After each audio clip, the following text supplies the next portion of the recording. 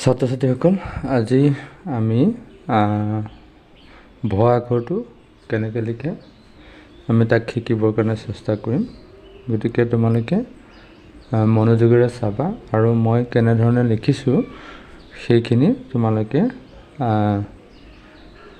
চাই পেলাই তোমালোকেও লিখিবৰ কাৰণে যত্ন কৰিবা। তেনেকৈ লিখিলে আমাৰ কি হ'ব, ভ আখৰটো বৰ সুন্দৰ হ'ব। গতিকে মই যেনেকৈ লিখিম তেনেকৈ তোমালোকে অনুশীলন কৰিবৰ কাৰণে চেষ্টা কৰিবা। প্ৰথমতে ভ আখৰটো লিখিবলৈ হ'লে আমি দুটা ষ্টেপ পাৰ হ'ব লাগিব। সেই ষ্টেপকেইটা হ'ল আমি এনেকৈ পেলাই এনেকৈ আমি এটা ষ্টেপত আমি এনেকৈ পেলাই এনেকৈ দিম। তাৰ লগত এটা ষ্টেপ আমাৰ কি হ'ব, এইটো বস্তু এনেকৈ পেলাই এনেকৈ এইটো দিব জানিব লাগিব। এই দুটা ষ্টেপ আমি কি কৰিব লাগিব, জানিব লাগিব এনেকৈ পেলাই। তাৰপিছতে আমাৰ ভটো হ'বগৈ।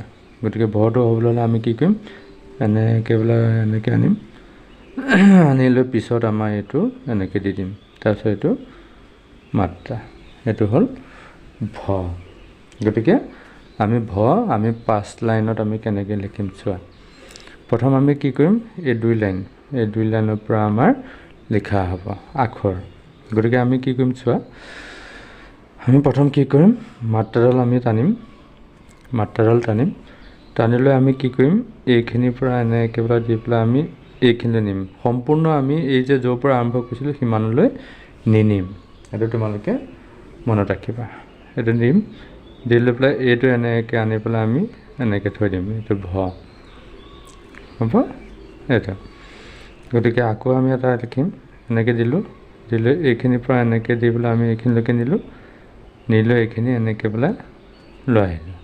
এইটো ভ দেই। তাৰপিছত আকৌ আমি লিখিম, তোমালোকেও ট্ৰাই কৰি গৈ থাকিবা।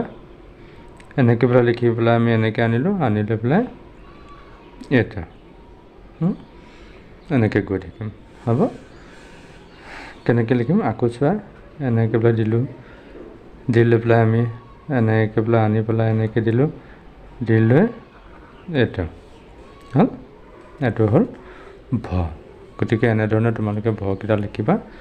গতিকে এনেকৈ লিখিলে তোমালোকৰ কি হ'ব, আখৰ সুন্দৰ হ'ব। গতিকে আজি ভিডিঅ'টো ইমানেই আছিলে।